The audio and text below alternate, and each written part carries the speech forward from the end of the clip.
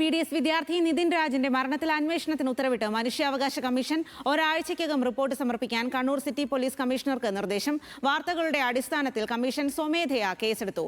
Hans John വിവരങ്ങളുമായി ചേരുകയാണ്. Hans, എന്തായാലും അങ്ങേയറ്റം അധിക്ഷേപകരമായിട്ടുള്ള അവസ്ഥയിലൂടെയാണ് നിതിൻ കടന്നുപോയത്. അതിന് പിന്നാലെയാണ് ഈ ഒരു ജീവൻ ഒടുക്കി എന്നുള്ള വിവരം വരുന്നത്. കുടുംബം വലിയ തരത്തിലുള്ള ആരോപണങ്ങൾ ഉന്നയിക്കുന്നുണ്ട്, HODക്ക് എതിരെ അടക്കം. എന്തായാലും മനുഷ്യാവകാശ കമ്മീഷന്റെ ഇടപെടൽ ഇക്കാര്യത്തിൽ ഉണ്ടായിരിക്കുന്നു. അവരുടെ നടപടികൾ ഏത് രീതിയിലായിരിക്കും?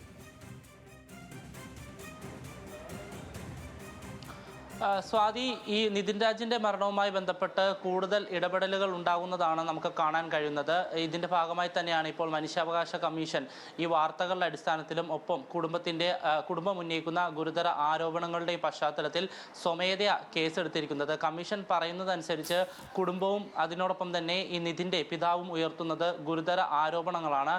ഇവയെക്കുറിച്ച് അന്വേഷിക്കേണ്ടതുണ്ട്. അതുകൊണ്ട് തന്നെയാണ് ഇപ്പോൾ ഈ വിഷയം അന്വേഷിക്കാൻ നിർദ്ദേശം നൽകിയിരിക്കുന്നത്.